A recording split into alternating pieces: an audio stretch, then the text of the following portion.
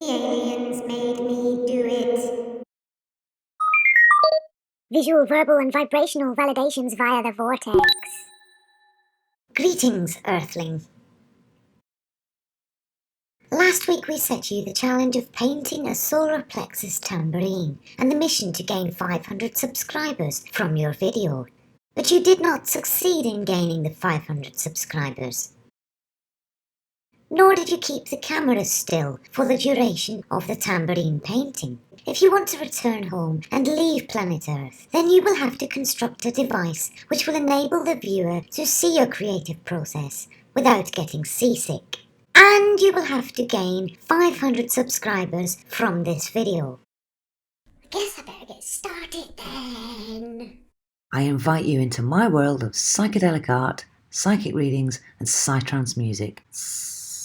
I'm going to need an overhead camera mount, which will enable me to film from above so you can watch my psychedelic creations as they take shape. I looked online at some of the equipment. Hey, I can build one for cheaper than that. So, I'm going to build me an overhead camera mount. In today's video, I will show you the materials I use, how I made it, and how much it cost me. Before I begin, I'm giving a big shout out to Electronics and More for showing me how he built one. If you want to check out his channel, the links are in the description below. I'm going to model my overhead camera mount similar to his design, but with a couple of tweaks and modifications, hopefully making it slightly cheaper than his version. Let's get started. You're going to need some basic tools such as a metal file, angle grinder, and a tape measure. These are all the pieces you will make for the overhead camera mount. We're going to need some steel for the base of our camera mount. Found something in a local salvage yard. An old ladder, one part of an incomplete set of ladders. I'm also going to need some metal conduit, pipe that electricians use to run cabling through, and you can buy a 3-meter length for just... Next we're going to need 2 elbows, and this is to join the 3 pieces of pipe together, a bit like a bridge. Electronics and More used these in his video, but we found them so expensive to buy here in the UK, so I opted for this instead. We're also going to need some split pins, some silver paint, which is optional, some thin cardboard cut into 2 small circles. Total price for everything? £23.33. Wow, angel numbers. So we're going to make the base first using the handrails off this ladder. My glamorous assistant Dave starts by chopping the ends off the ladder. Then I've measured 12 inches in from the end that Dave has just cut off. This is the bit we will use for the base of our overhead camera mount. We don't need the rung, so that gets cut and hammered out. And here's what we're left with, 2 12-inch sides with the holes in, where the rung used to be. And we're just going to file it off to make the edges smoother. I've kept the maker's mark Ramsey, which was attached to the ladder.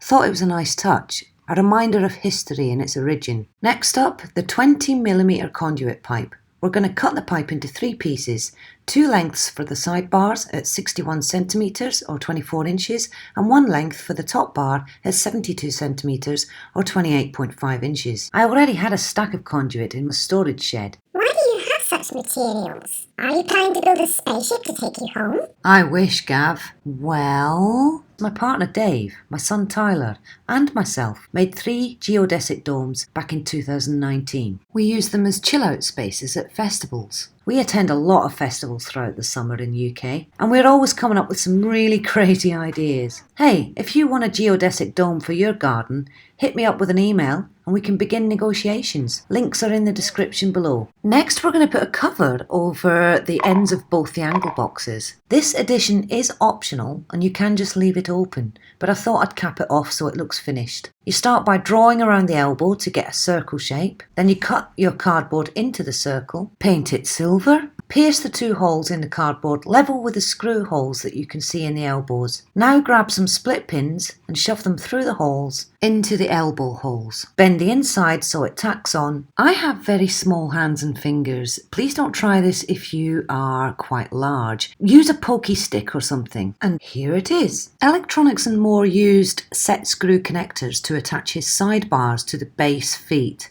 Again, like many things in the UK, this option was expensive, so I did this instead. First I filed down the hole in the base where the rung was removed. I didn't need to remove too much material with the file, as it was almost the correct size to fit the pipe. All conduit pipe comes with a cap on the end like this.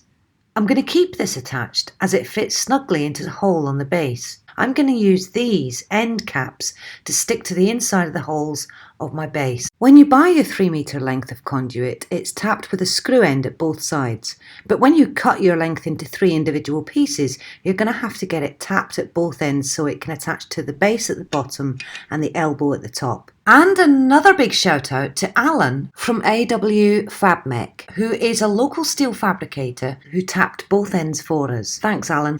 Alan! Ow! Alan! Now we are going to join it all together at the bottom with some Isopon Metal Fix. I chose this option because not everyone has access to a welder. Isopon Metal Fix comes with the hardener in a little silver packet and the actual metal mix itself. You mix the mixture with the pink hardener, apply it to your base and let it sit for about 30 to 40 minutes. This stuff stinks, by the way, so do it in a ventilated area. Once it's finished drying, it's ready to put together. So we're going to start by attaching the 2 angle boxes, the round circle corner elbows, together on the ends. Now for the camera attachments. I used a GP bike handlebar seat post kit with a 3-way mount to attach my camera to the top of the camera mount bar. This one is GoPro specific, but you may want to use something different to attach to your camera. And here's what it looks like.